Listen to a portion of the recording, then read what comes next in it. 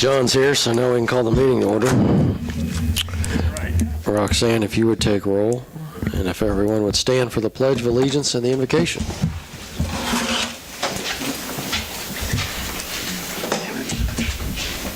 I pledge allegiance to the flag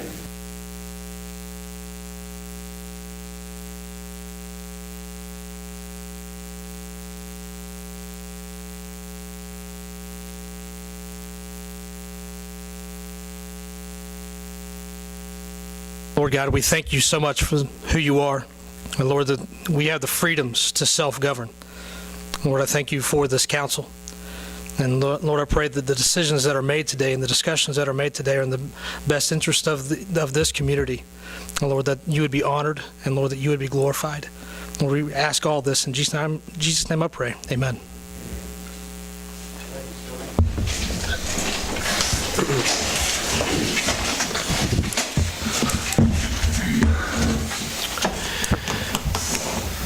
Has the council had a chance to review the agenda for this evening? I have. Yes. Do we want to table 10A until Bob is here? I thought we dropped that last time. I think we said we'd have more We're going to have more information for Bob. information from Bob. So I would move that we table 10A, or I would say that we should approve this agenda with 10A on the next meeting. I thought the only reason we put this on here was the question the mayor asked. Okay, About the codes. Yeah. that's fine. Then we can leave it on there. So I'll make a motion that we approve the agenda. I'll second that. We have a motion and a second. All in favor, please raise your right hand. Motion carries. Thank you. Now is the time for public comments. Do we have any public comments this evening? My name's Tom Graham.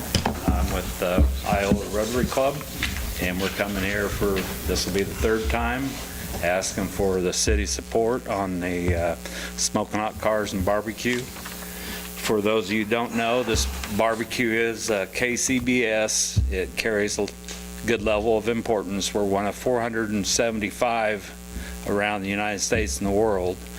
It's the only way that the winners can get into the American Royal and the World Jack Daniel's Barbecue. So we're building it. We're building our sport. I brought in a 3-page, the first page is a letter. The second page is a picture of our flyer, the barbecue. The third page is kind of important. It shows our level of support from the community. The alphabetical order there of all our supporters. And the city of Iola is up there at the top there on the right-hand side in the middle there. We like to build them high up because of what you guys do for us. And we're here to ask, hopefully, for the same of what we got last year. We'll be needing the pool passes again. The barbecue teams, they love that. And we'll be using the little theater again. I guess that's from the Fair Board. But it's a pretty good, we're going to be needing electrical again. We'll be building two panels every year now. They're bringing in big rigs. Last year they were needing 50 amp and we didn't have 50 amp. So, but no. About Rotary doing good in the world? I'm Bob Hawk. I think I know a couple of you here. Rotary Day in the Park is what we kind of changed it last year. It was the Neil Westervelt Memorial Car Show and the Smoking Hot.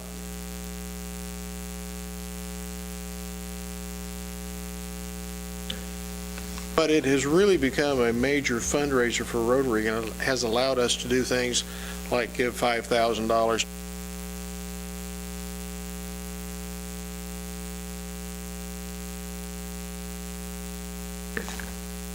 Every school and every elementary school in the county, as well as giving the dictionaries to all the students.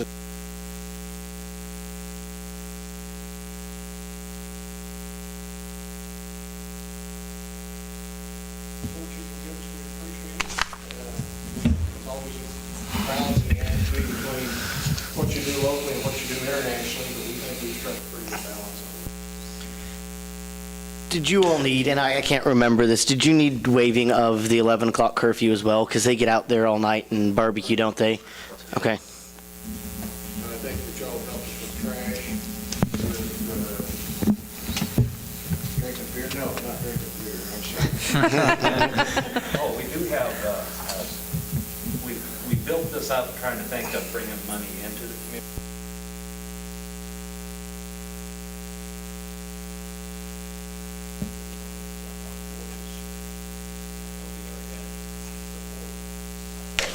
And they're going to double it next year, but, you know, it's a beginning, so maybe we can really build this.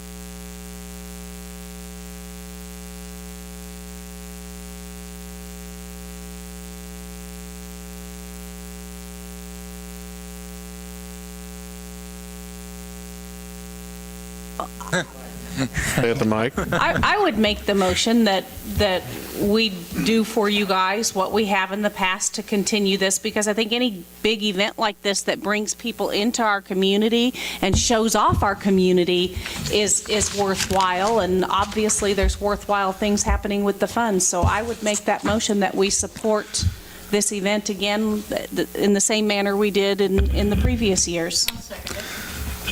I have a question. Yes, ma'am. Are you having a beer garden?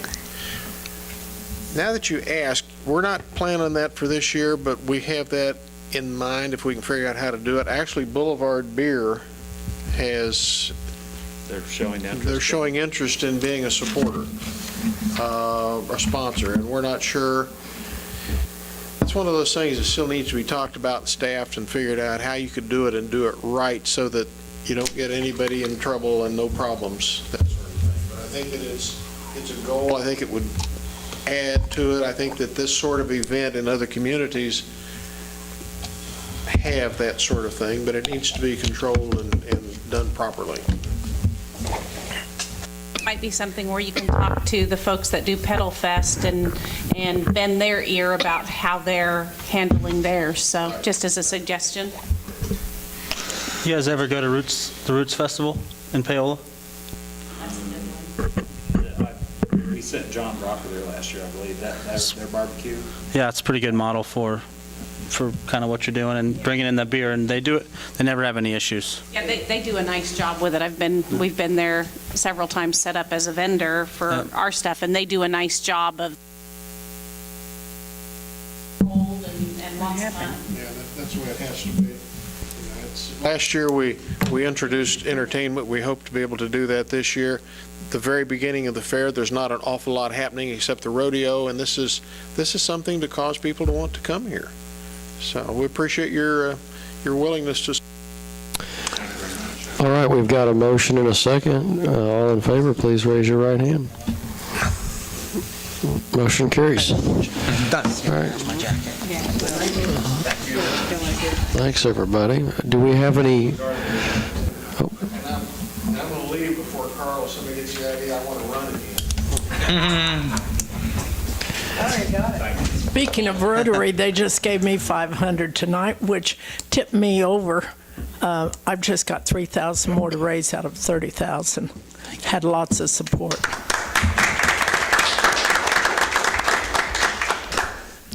Excellent.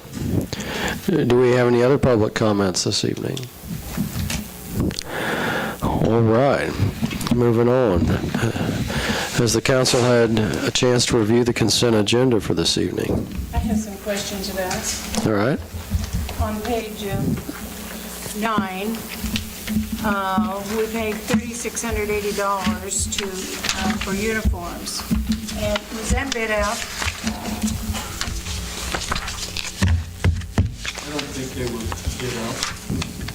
I don't think they were bid out. How come they weren't? Certain types, styles, they stick with the same vendor. Well, I think it would be prudent for them to contact the other people and ask for. These are for the fire department, and they have certain criteria. Let's see, this is 49. This is 49 account. Dollars. That's like street and alley t-shirts is all it is. Yeah, I was assuming this, you were talking about the 512. You want to say what, Cory? I think that's probably mostly blue jeans, for the, that's typically what we buy from Hawk, and they buy some polos, but not a lot. So, yeah, there are street and alley. Okay, I thought you were talking about fire department uniforms. Well, some of them are. I think there's some in the back from a different group that was fire. I still think that they should inquire about fitting it out. Okay, we'll check that. It looks like what's going on here is that total, though, adds up all of these line items to Hawk that are coming out of different departments. And so I guess that would be a little bit more difficult. That I'm sure we could find a way that we get everybody on board and say July is the time to order, but it doesn't look like that was one bid. It looks like this is several different uniforms in several different departments. Well, I know the same thing happens with ball uniforms. Like last year, it seemed like they were doing what they could to keep it under the bid number, which isn't fair to the other companies in town that make them. Have they ever asked your wife to bid? No. Well, no. We had talked to Jason Bauer about it, but never happened. But that's because it's staying under the... Yeah. I'm sure they sell shirts. I mean, and there's probably several, and I know there's a new, who did our signs for our directional wayfinding signs. I mean, he's doing that same type of, Steve. No, he went out of business. Oh, did he? He went to the bank. Oh, okay. Well, but yeah, I mean, if there's some other companies that we can get bids from, just to make sure we're getting.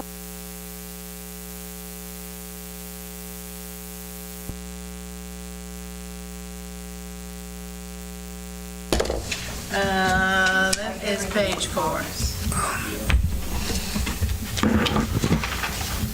That's all I got. Good observation. It's just like your cable bill. Like that ad on TV about bills. They don't want to lose you. They'll negotiate. I do it all the time. I mean, I'm just a single account, so. Is your mic on? Yes. Can you hear me? I will move we approve, if there are no more questions, I'll move we approve the consent agenda. I'd second that. All right, we have a motion and a second. All in favor, please raise your right hand. Motion carries. Thank you. Roundtable item A, the CDBG grant. Discussion. Carl, what do you have for us? Our code enforcement officer attended the Community Development Block Grant Workshop at the end of April and brought back the materials for the type of grants that are available. So I thought I'd give the council an opportunity to look at what options are available and the deadlines, and also included 2 pages so you could see what type of awards were passed out in 2016. For example, in the water and sewer category, there were, let's see, 2, 4, 6, 8, 10, 12, but 13 awards, 18 applications. Housing had 3 awards, 6 applications. So you can kind of see the how many communities apply in different categories and how much money was awarded. So I want to get input from the council on preferences, and then we'll kind of just put together your responses, make some recommendations at a future council meeting on what it would take to put the application together. I have a question on this downtown commercial. That's 1 building per application, so you couldn't have what would essentially be a revolving fund where you have like $100,000 and the owners would come out and take 25 or 30 to go fix up the upstairs or the commercial sector and then revolve those funds. It would have to be all separate applications for that. There is a program where you can use kind of a revolving loan similar to this, but I'm not sure it comes in this through the CDBG or Downtown Commercial Rehab grant, but I can check into that. Yeah. And I've just been thinking about this for a while. One of our big problems is housing, and one of the big problems is that we also want to keep the square looking nice and vibrant. And so I thought if you could maybe cut the guys and gals and owners of these buildings downtown a break with a cheap interest loan, they could go out, get this loan, fix up their housing. And for a lot of those businesses, if they can get that housing up and running, the business downstairs is much more financially viable because you have an apartment or two at $400, $800 a month coming in now. It kind of takes some of that pressure off. And I thought as a city, maybe that's some way that we can really help growth in our downtown, because again, if you look at our signs, what's their big sign coming in? The nation's largest square. That's our centerpiece. So maybe it's something to look into for this future. Well, I noticed when I was looking at Girard today about their storm cleanup that they had a grant similar to what you're talking about, where property owners could spend up to $1,500 and they would get a dollar-for-dollar match. And maybe we can. And it was a revolving loan type Okay. situation. I was maybe thinking something a little bit bigger, just because I know those apartments take quite a bit to fix up, but at the same time, every little bit helps to start, and we can maybe do some models. And that wouldn't fit into housing either, would it? Probably not. Any other comments, questions? I mean, I know this says urgent need grants to assist with local government. I just wonder if maybe because we are so lacking on storm shelters, if there's some way that this might be beneficial to us as far as getting some funds to build storm shelters, because we don't have adequate storm shelters. And it is an urgent need, because every year, this time of year, you never know what's going to whip through Kansas. So, that to me might be something that we can look into and maybe creatively word the grant to show our need for that. Yeah, I agree there on that. I'd like to, we can only get one of these per year, correct? Am I reading this? Correct. Yeah, I would like to see us focus on either a shelter or the water and sewer grant. I like the water and sewer idea. But I think we definitely need to go forward with these. Any money we can get that's free money that can help, we shouldn't be sitting around doing nothing. We should be going after it. Well, like the community facilities, that's a 25% match. I don't see where, I looked through this earlier, I didn't see where the water sewer was a match or what the match was for that, but we still got to come up with 25% of whatever that Typically, is going to cost. the communities that get water and sewer grants have requirements, they have mandates, and so they manage to they divvy up the available funding in that category to the communities that have mandates, and so their project total is generally much larger than the grant, 2 or 3 times as high. Well, water and sewer, we already budget money to replace water. Now, there are exceptions. For example, Chanute got a $500,000 sewer grant, and I don't think they are under any kind of mandate, so Was Colony for $307,000? I would have to check on that. I haven't looked at what their mandates were. And I was just thinking maybe tossing out ideas here for possible projects. I know we're not over the limit on the lagoons for sewer, but we're right up there in case something happened. That may not be a terrible way to go of expanding the lagoon. I know they were talking last time that we were right at capacity with our current businesses. Maybe something to look into if we could go that direction, or as part of a larger project. Mine might not be for the city of Iola, but I do know the rural fire trucks, some of those are 100 years old. And I've seen some of them in action, and they're pretty bad. So if the rural fire department, it wouldn't affect Iola if they went after some of this? I mean, would they be eligible? Yes, we've applied for a grant for a fire truck, so our grant has been accepted. We just, at some time, every month they announce some awards in that category, but that's federal or FEMA, a different category. It doesn't go through CDBG. Well, my idea of thinking was not a great big fire truck, but maybe, like a pickup back of it that could get there fast rather than these old army trucks that take 2 days. Yeah. I was thinking of Carlisle and going north. There's a lot of new homes out that way, and it just kind of worries me that they aren't in the fire district.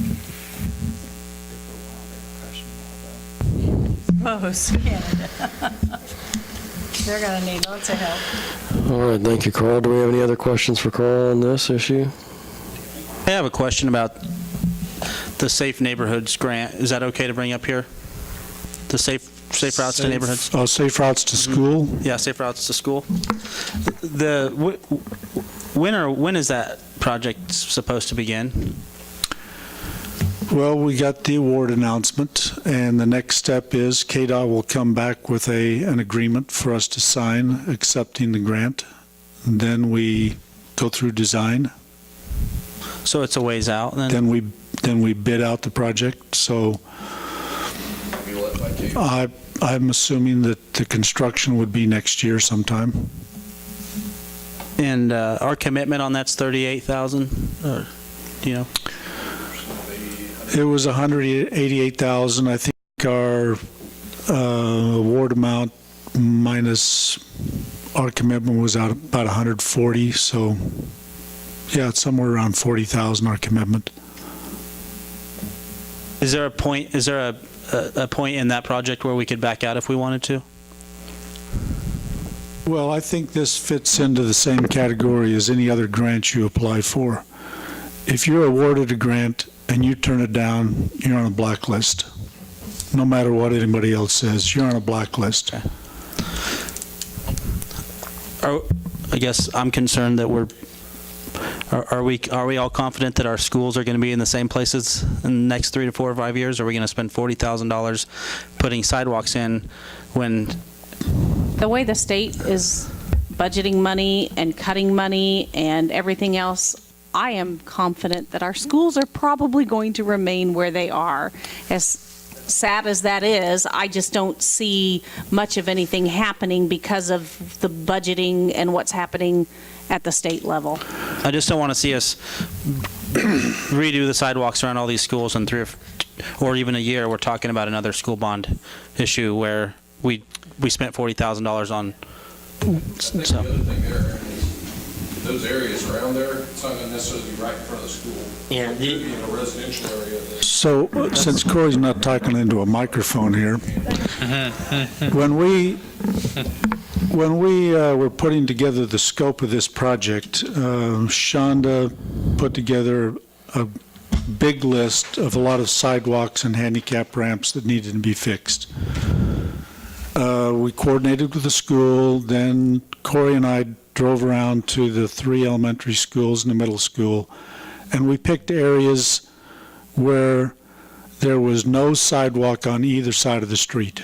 So we kind of thought, well, what is the chance that the schools would be, new schools would be somewhere else and we wouldn't need these sidewalks to be a safe route to school.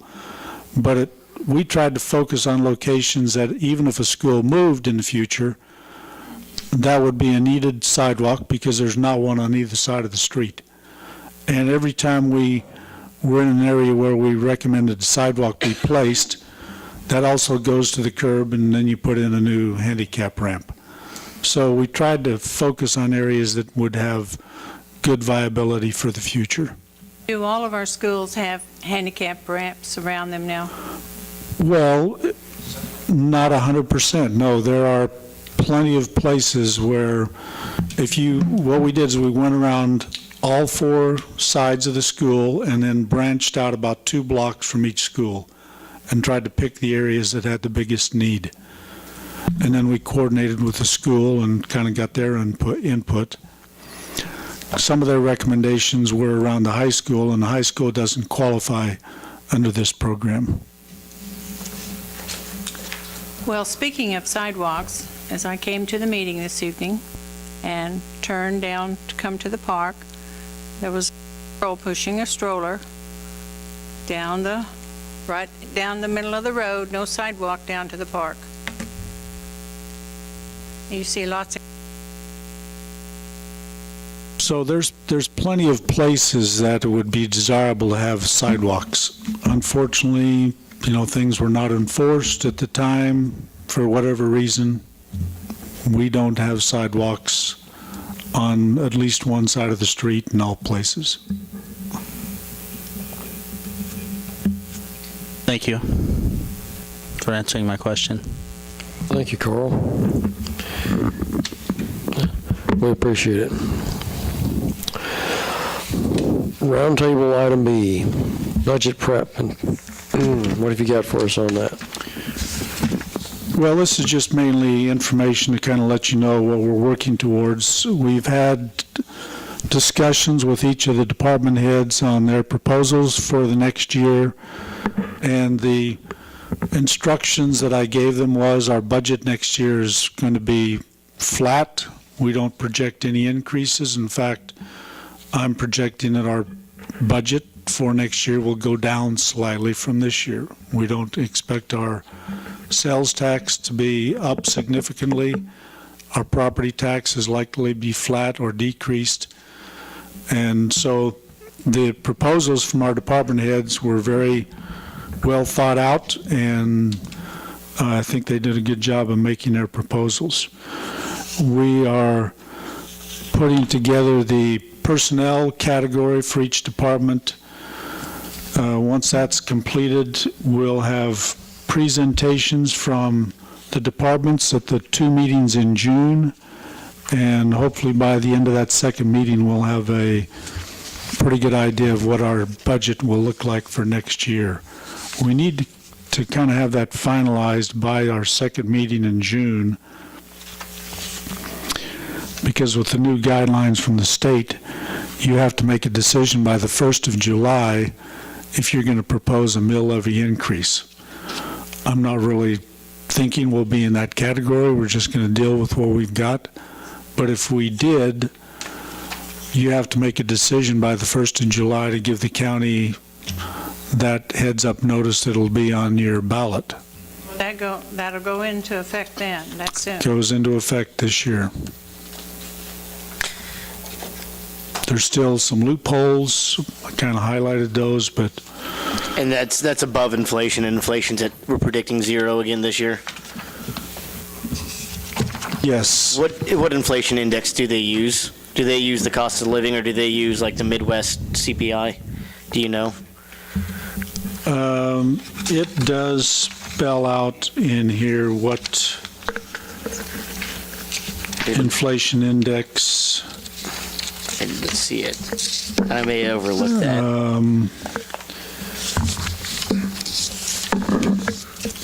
CPI. 5-year rolling average of the CPI.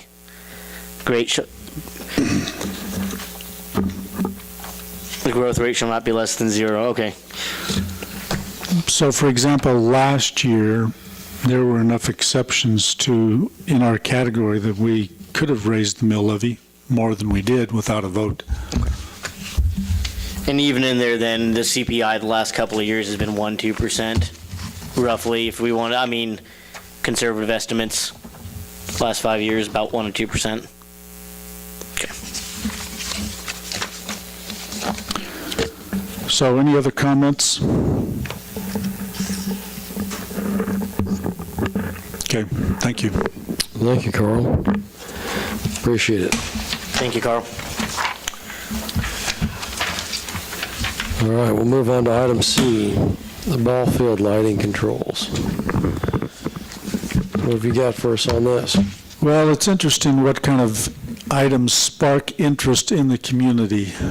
I think in the last 2 or 3 years, we've had a number of complaints about how many times our ball field lights get left on.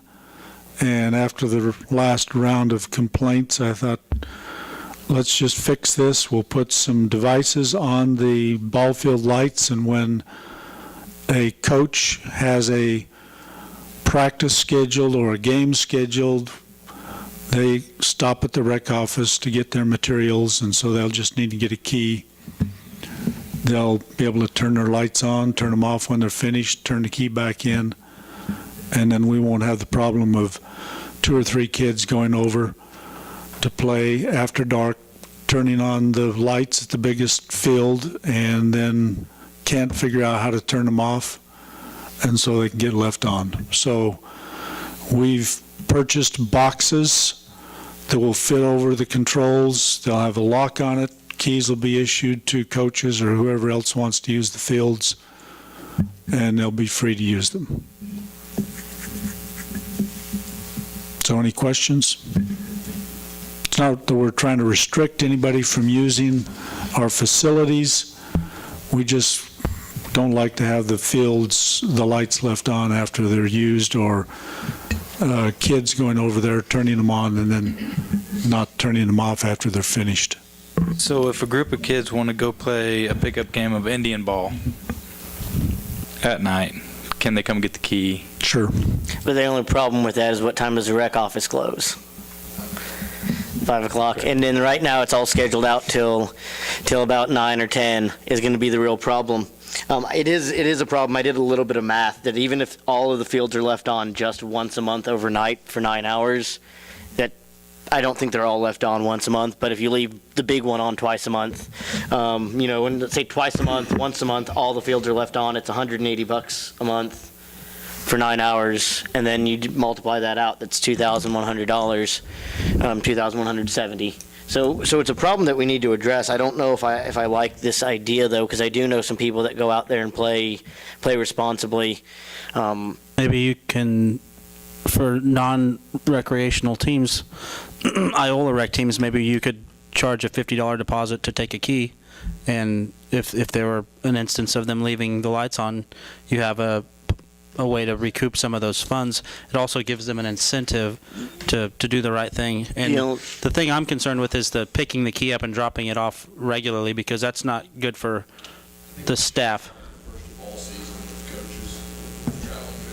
Yeah, because that's what I'm speaking. Well, that's the reason I asked about the kids playing a pickup game. It's not just a rec league or rec team or a traveling team that's going to want these keys.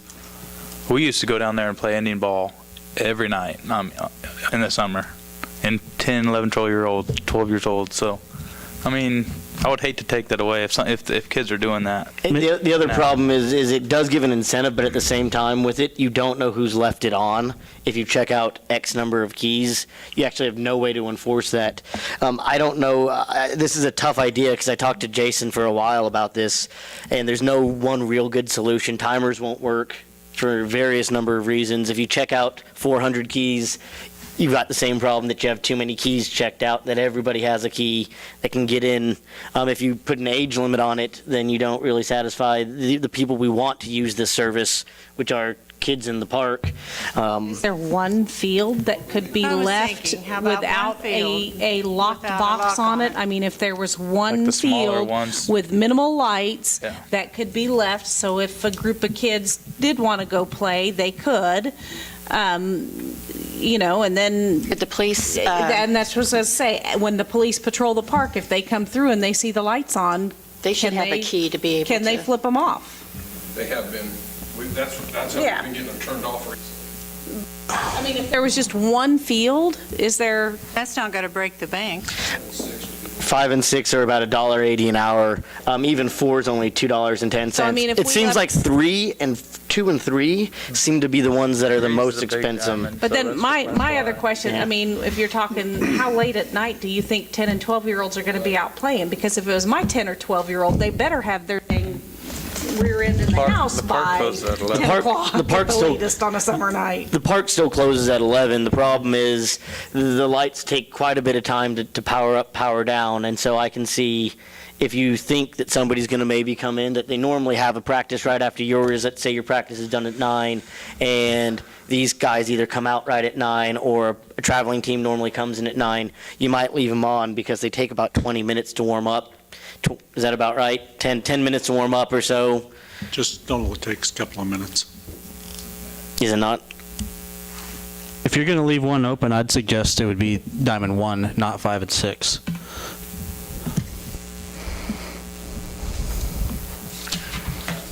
Gotta leave the one That the behind the laundromat 5 and or 6 are so close to the residential areas. One is more used anyway, and there's more parking. That's just, I think I think it would be better to check the keys out to the coaches at the beginning of the season instead of them having to get here in time to pick up a key from the recreation department.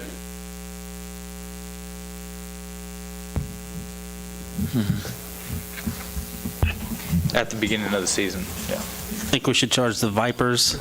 Yeah. $300 a key. No, wait. Yeah, I think that can be arranged. I do like the idea of just leaving maybe one or two of them unlocked and then locking up the rest. Maybe I don't know what we kind of get down there playing pickup games. And it's probably not I know my little brothers go down still quite a bit and play.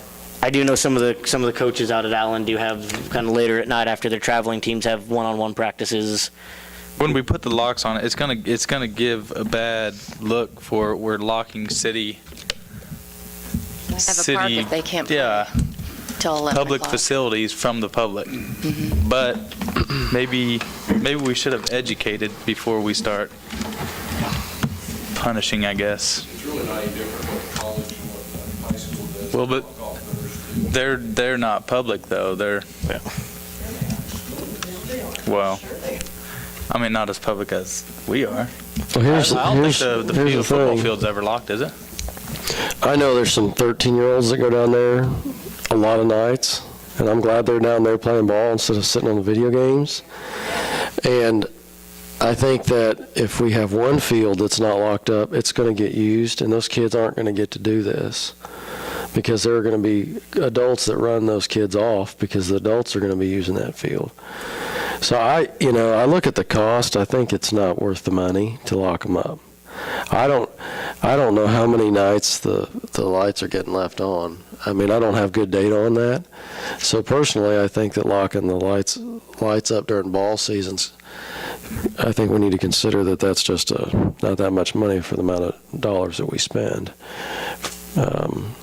I'd rather have kids and adults out there using the fields than finding something else to do because they don't have a key. And for the most part, the police turn them off once. Yeah, I mean, if they're driving through, checking the park anyways at 11 o'clock, then, Could we have the police maybe lock them during one of their patrols at night? I mean, have them on there, who's ever here in the morning or whenever they leave in the afternoon when rec comes in, they take the locks off, and then the police put the lock on. That's money. Go ahead. Sorry, go ahead. No. And that way it might save some of it, so. I just think we use the police to turn them off because if you're going to spend $395.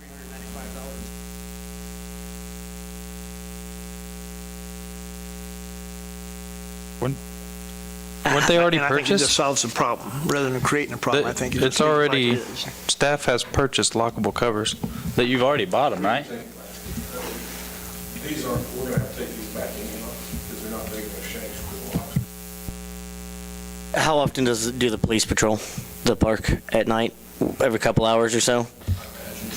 300. But even if classified information. Classified information, that's fair enough. But I would say, based on prior knowledge, that, it's several times a night that they drive through. So if they're having Check a busy night, it wouldn't be the end of the world if it's not Right. locked up. Right. But if they could maybe lock it up, and that would kind of save both the problems of having to check out the key.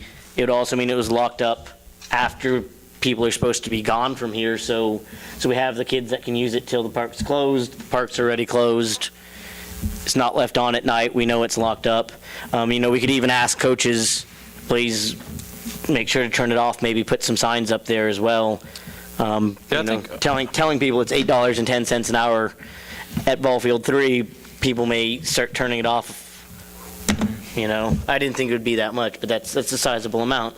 And I think Austin made a good point about education, educate everybody about this and about what it costs. And we want to have this out there for everyone to use. We want it to be available for the community, but please help us out.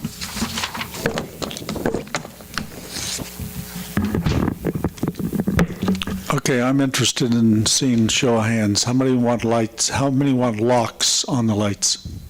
Depends who's doing it and when they're doing it. No, let's not complicate it. Let's just, how many would like to have locks on the lights?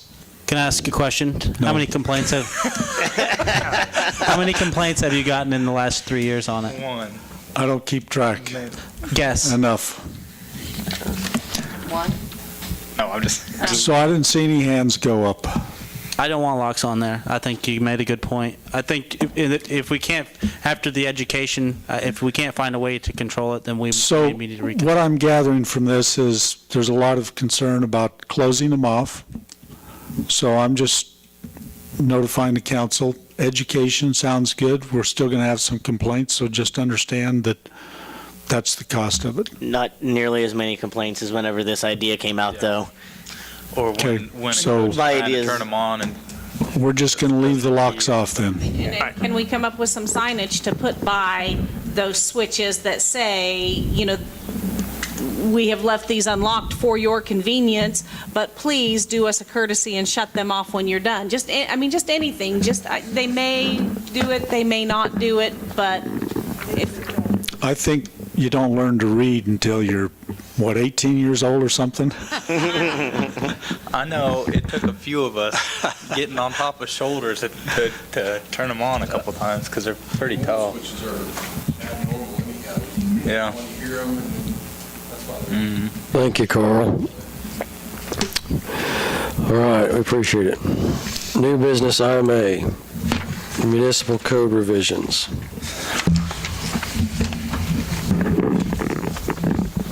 Okay, this is just another installment of proposed changes. These changes are not, have not been reviewed and put in final form. They haven't been reviewed by our city attorney, and so they're not really ready to be adopted.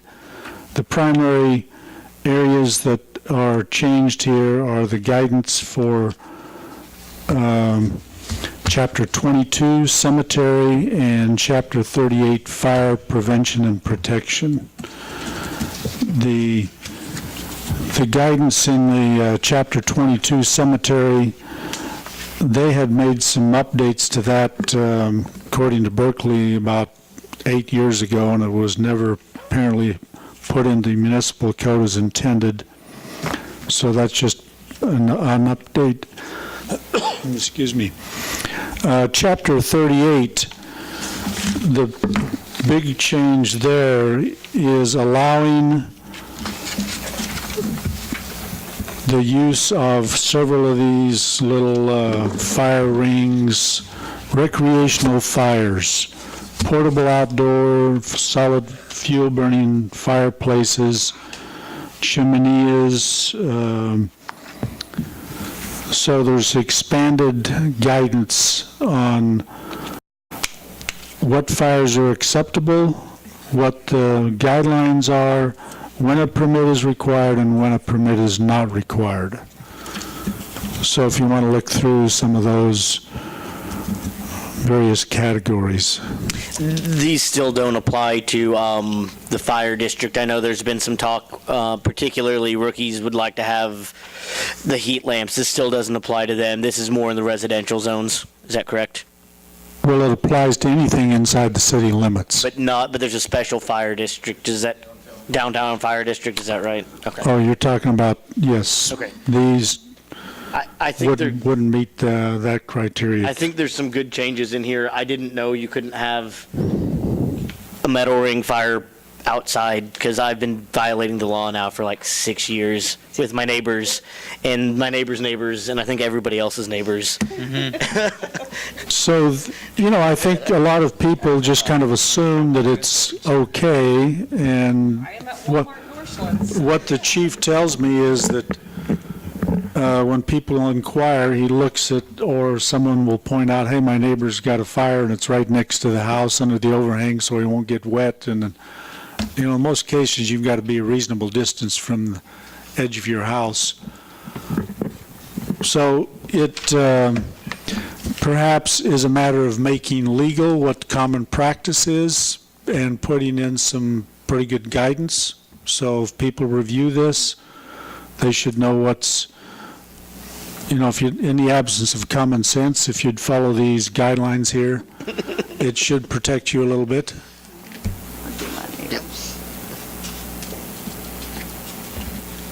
And once we get another installment completed and these reviewed, then we'll bring it back to the council for approval in an ordinance format.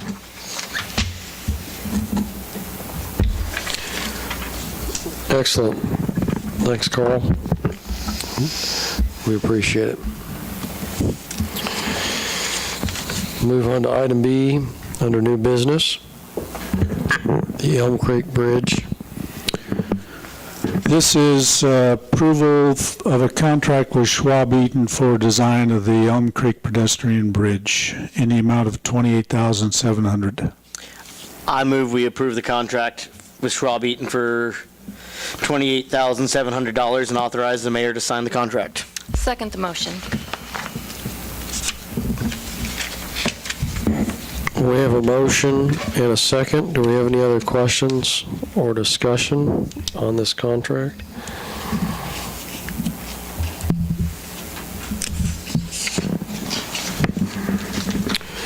All in favor, please raise your right hand. Motion carries. Thank you. I'm just waiting for that to let us first thing, just All right, we'll move on to item 10A, the gas meter discussion. Okay, we discussed this, I think, well at the last meeting, but there was a question whether there was any guidance in the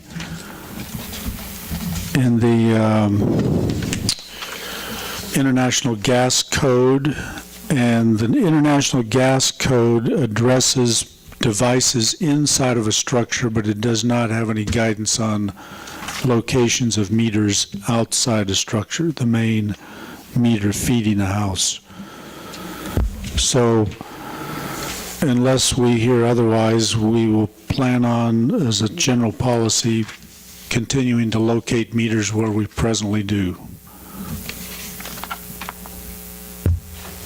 I'd be agreeable to that. I mean, if we do get a new addition that goes in somewhere, maybe we can address it there, but until then. Yeah. I still don't want a gas meter on the side of a house that our firefighters have to run up and shut off. I just don't think that that's smart. Well, If it were to ever catch on fire. that is the standard practice in most larger communities. And I think the reason is mostly aesthetics. You don't like the looks of a meter in front, and most other communities without alleys, you don't have a place to put it. There's probably not very many in Iola that don't have them in the alley, is there? Well, if you don't have an alley, then your gas meter is at the curb. That's what I mean. There's not very many, is there? There are some. Huh? Oh, yeah. Right in front. Sorry. Maybe we should paint them. I have an alley. Pretty. Place for Clement. Yeah. Can we paint them? Shrubs around them or something. No, just like you're not supposed to paint your fire hydrant. It's supposed to be standard colors. Sorry, Donna. So any other comments? Mine's in the alley. I'm old. I don't have to worry about it. And it's not a big deal because the city is real lenient about what you plant around those fire hydrants and gas and everything else. And as long as you leave a path where the meter person can check it, they don't say a word, because I think everyone on Garfield has something around their meter. And what? Yeah, well, I wouldn't want the poison ivy, but I think it's taken care of. I don't think it's a problem. But they are in front of the houses. Good enough. Carl, we appreciate it. Thank you. How long do you need on this executive session, real estate?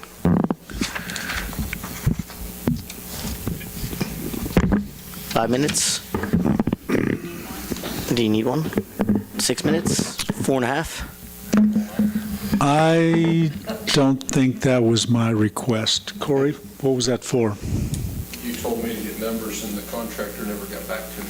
Okay. Okay. How about this is non-elected personnel? 10 minutes, 5 minutes? We don't have the information to conduct that one. All righty. Well, that was easy.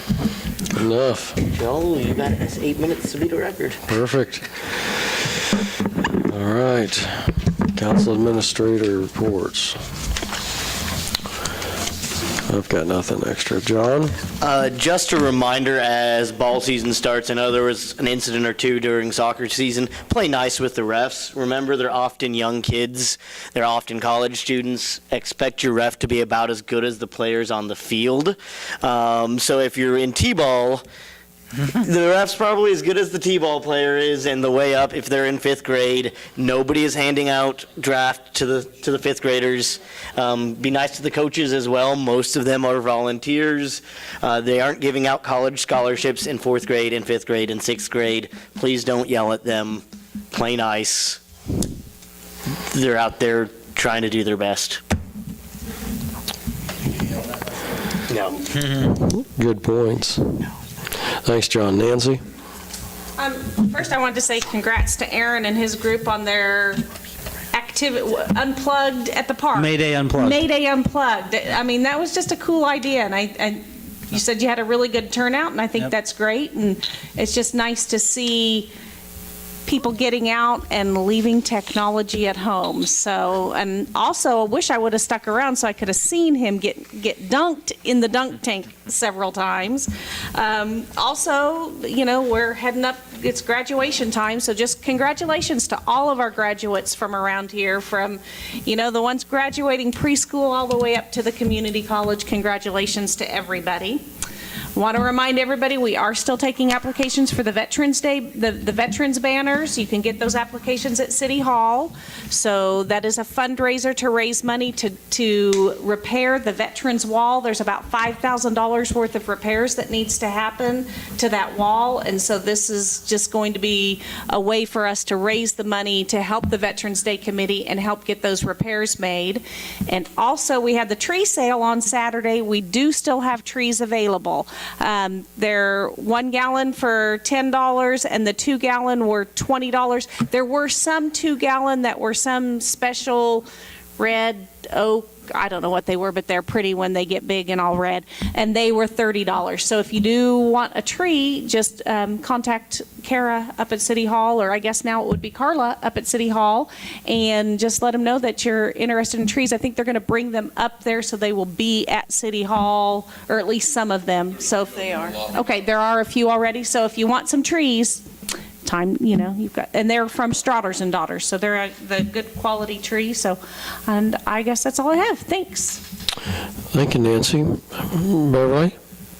Well, it was nice to see this $70,512 check from the insurance company as a dividend. Okay. Thank you. Dawn? I have nothing. All righty. Thank you. Austin?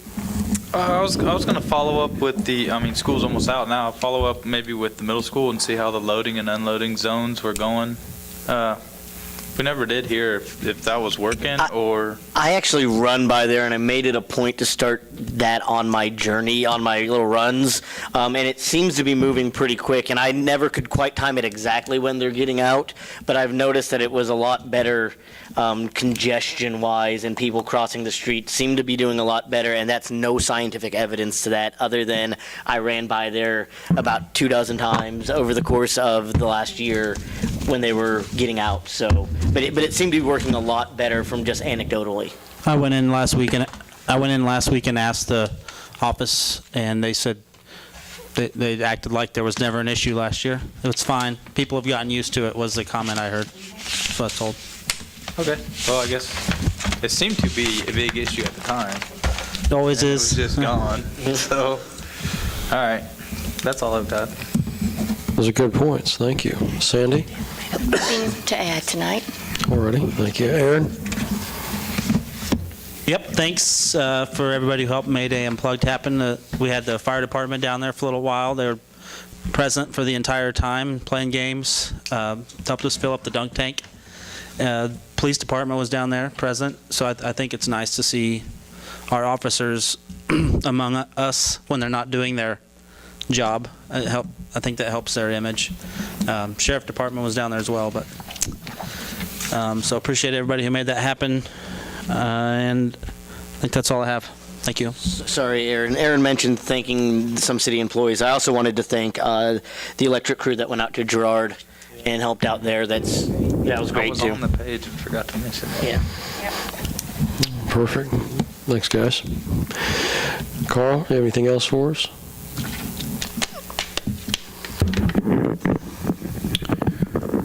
Occasionally we have some particular individuals get cited for code violations and feel that they've been unfairly targeted or that they've been singled out, and why hasn't this person been given a citation or some other person? And I'm thinking some of you as council members have been contacted by an individual who was cited,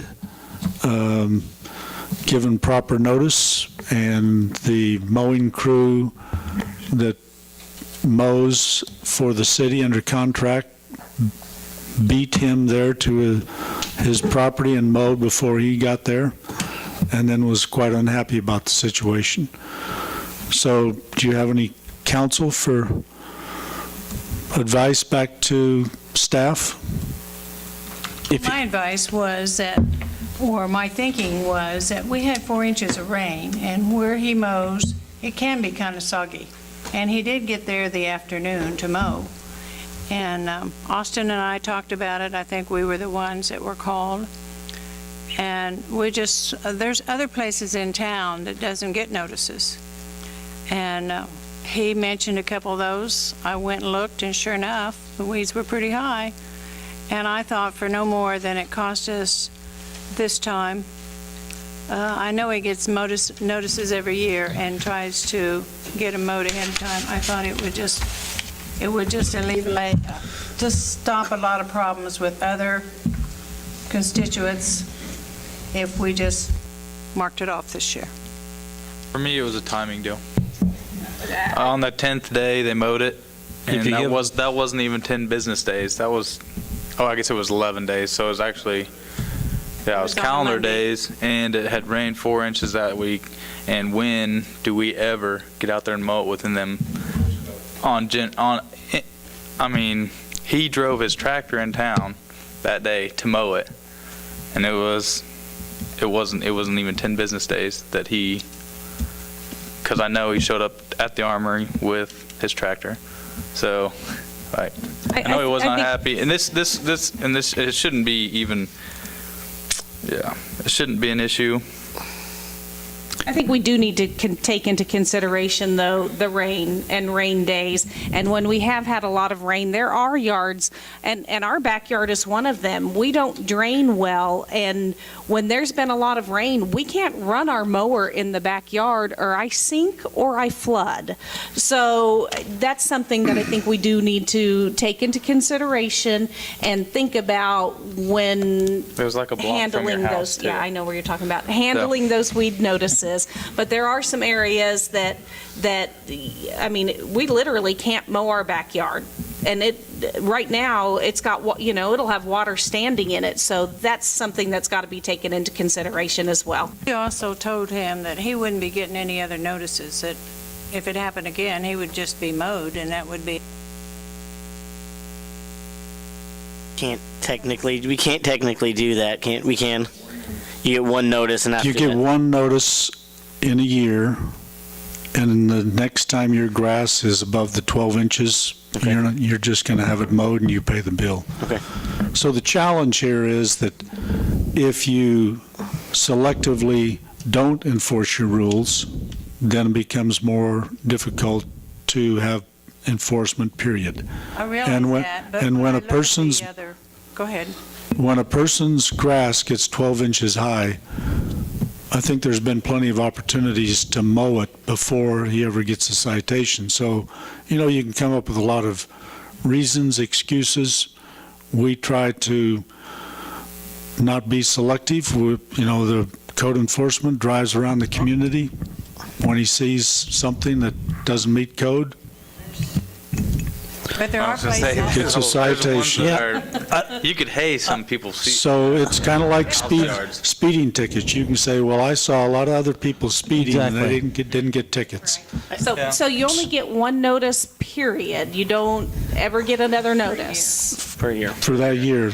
And that's a statutory provision. I kind of agree with Carl on this. I mean, it's policy. If we don't like the policy, maybe we can address the policy later at 12 days or 15 days. And that might be something we need to look at. And is it business days or is it calendar days? It's a statutory procedure that we follow.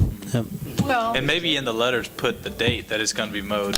this gentleman pointed out to me other places around the city that were a lot taller than 12 inches. Yeah, but you can't use that as a reason not to enforce I know, ordinance. but It's pretty black and white law that, those places, if his was going to be, if he was going to get penalized, then they should be getting penalized too. If this is, I think it would be a different situation if this was a yard that's push mowed. This is like probably an acre and a half, I would say, roughly. I don't know where this is then. Right by the nursing home that got shut down. Right beside it. 2 acre field. I don't think he's gonna get out there with a push mower and push it. Okay, I don't have any other comments. Thank you, Carl. We appreciate it. I didn't know that. Don? I thought we were talking about like a. I'd like to make a motion for adjournment. I have a question. Sorry. The $72,000 the insurance company gave back, so they're not all 70,000. They're not all bad insurance companies. I don't know about that. Where does that money go? I've got a deposit slip if you need it. Deposit slip if they need it. You do? Yeah, they can send it to my account. We used to divide it up between the departments, but with so many transfers going into the general fund, we usually just put it in the general fund because the majority of the tax or the insurance premium is paid out of the general fund. How do we get general this liability. dividend return? Is this based on claims filed? It's based on attendance at safety meetings and also I'm not an insurance agent, but the claims Loss ratio? nationwide, yes. So, yeah. So is this built into our budget? Is this just padded back into somewhere, or how do we? We budget for that revenue, but usually we base it off like what's happened this is higher than last I was year. going to say, I've noticed the last few Yes. years we're in the $30,000 or $40,000 range, right? So, Yeah. so when you, We should put that back into a party fund. So I if think- the crews are very safe, no accidents, no injuries, then we I get a think there's bigger something party. to that. It really helps that we have the KMU safety. That is a big reason we get it, because we have the KMU safety program. Yeah, there's a good morale booster in there. Thanks, Aaron. All right, so we have a motion. Second. We have a motion and a second. All in favor, please raise your right hand. Motion carries. Meeting adjourned.